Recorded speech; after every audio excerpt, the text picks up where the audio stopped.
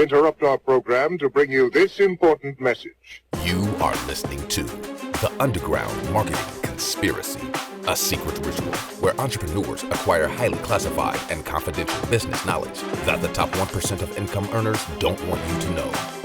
And now, your host, Maddie Milligan. What is going on, my fellow conspirator and conspirators? Welcome to The Underground Marketing Conspiracy. Woo! One of my favorite shows of all time is the show Mad Men from AMC. Probably next to, I'd say just after Breaking Bad and The Wire. It's probably my third favorite show of all time. And I remember, I think I started watching it maybe back in 2012 or 2013. And I honestly don't watch much TV anymore, to be honest. I just don't have the time for that kind of thing. But it's something that once in a while I'll watch an episode. But Mad Men was one of the shows that really got me interested in marketing and in business and sales when I first saw it back then. And obviously they have this massively attractive and, I guess, handsome guy who runs the show, right? Don Draper, played by John Hamm, and he's this very confident guy, and he has this whole background story where he's basically a nobody, and then it's kind of a rags to riches story, and he moves his way up in the world. And anyways, Don Draper himself is honestly like not necessarily a good guy or a good man, but there's all sorts of really good lessons that you can learn from this show, both personal as well as business. But I think one of the main lessons that I personally got out of this show is how to build a marketing agency the right way. Because this whole show starts with this small agency, or it's actually a pretty big agency on Madison Avenue. It's called Sterling Cooper, and it's a fictitious one. They bring up, though, a lot of other popular agencies like Ogilvy Mather, for example. That's one of them, and there's a few other marketing agencies they talk about throughout the show. But it really shows you a background into how these things work. And a lot of the time, they're usually just trying to figure out the big idea, right? Don Draper, he's the creative director. His whole job is to just come up with the big idea for the campaign. And a lot of the time, it's just him thinking and trying to come up with ways to really just come up with the big idea for the campaign they're going to go with, what they're going to present to their current clients, to present to potential clients as well, to win their business or even get more business. But main thing is the Don Draper, right? And he's kind of the guy who's like, all right, I'm going to come up with the big idea. Then he usually has a copywriter who works with him, right? Usually a junior or a senior copywriter who he gives the ideas to, and they come up with the headline, the tag, really whatever it is, like all the smaller copy and elements from the stuff. And then they work hand in hand with the designer. And it's really cool because you get a background where it's like you have the idea person, right? That super creative person who's coming up with the idea. And then again, they give it to the person who deals with the words and then the person who does all the artistic creative stuff. And they kind of work together and then come up with the final product that they're going to present to the client. And then eventually what's going to end up in magazines or TV or on radio if it's more of an audio case that they talk about in some cases. But that was one of the main thing that I learned, where it's like, oh, okay, so what does this guy do? Oh, he's the copywriter. Oh, cool. He comes up with all the words for everything. What does that person do? Oh, interesting. Like they're the one that draws everything, right?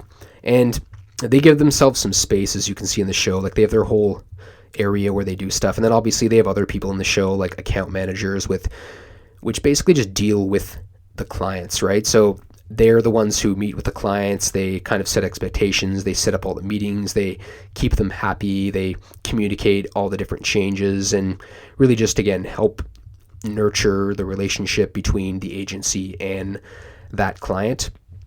And even just talking about this, you can kind of get some ideas as to how to structure your own agency in marketing, right? And this, again, is where I think being the creative director and really just being that salesperson first, that's the important part. All that other stuff, like you can always find people to do the copywriting and the design. Sure, you're going to pay a lot for good people, right? But finding a good copywriter and a good design person and a good account manager or project manager, that's ultimately what you should have. And then once you have those people in place, again, I would probably hire a media buyer at the same time, and you could easily just have that very small team and run a pretty great marketing agency.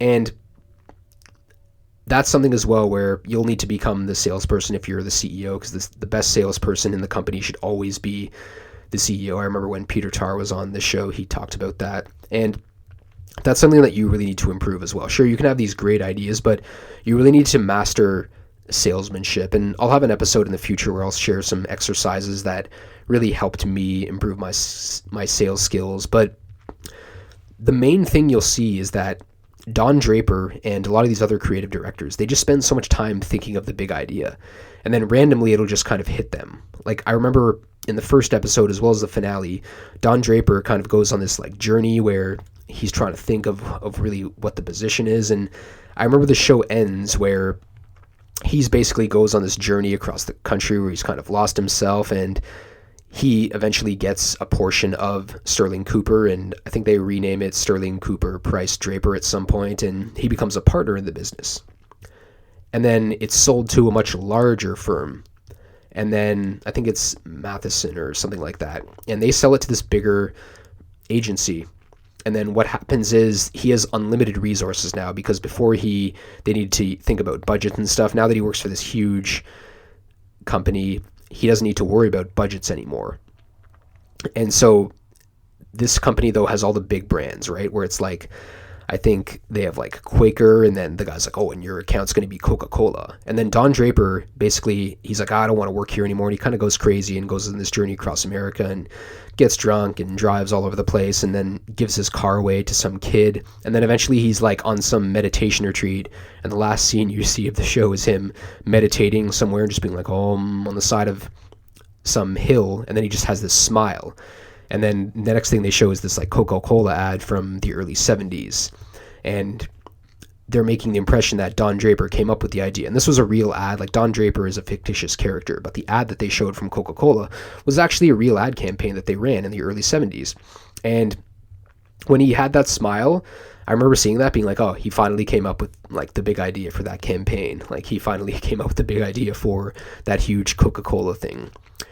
So I think a show like that really inspired me personally to really just start understanding more about business and marketing. And they talk a few times about Atlas Shrugged by Ayn Rand, which is one of my favorite books as it is. And that's a book where, oh man, that's a long book. Like, that'll take a couple months for anyone to read minimum.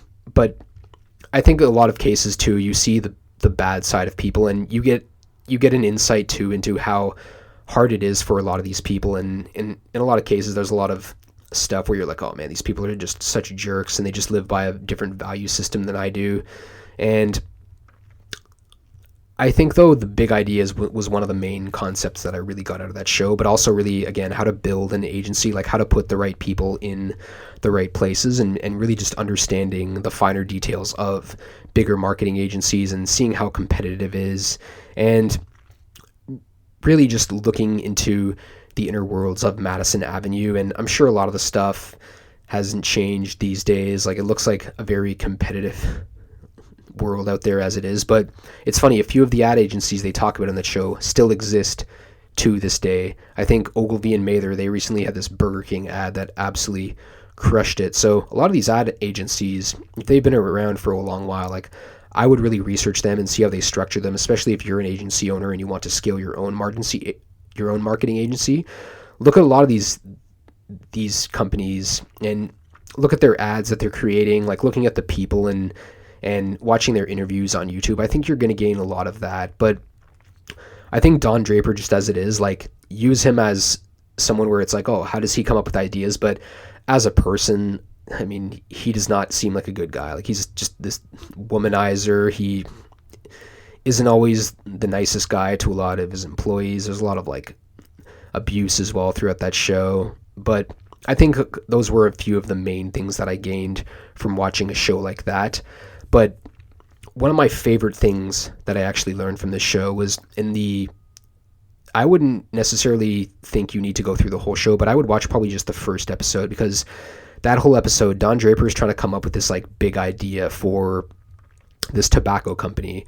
I believe one of his clients is Philip Morris, which is this huge tobacco company. And previously in the 30s and 40s, they had all these ads with doctors where doctors were like, hey, it's healthy to smoke. Like, hey, this brand is the favorite one that your doctor smoked. And obviously now everyone knows that smoking is absolutely terrible for you. It causes lung cancer as well as all sorts of other, not only pulmonary diseases, but all sorts of other diseases in general. But no longer could these companies advertise tobacco in the same way.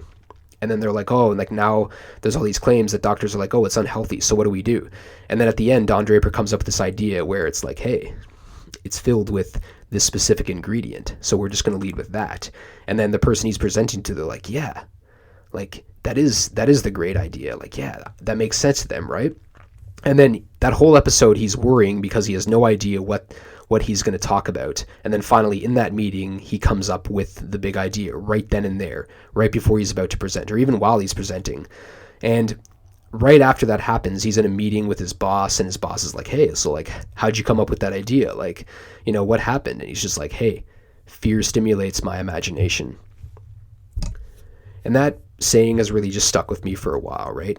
Because a lot of the time you're trying to force things. I know it's scary.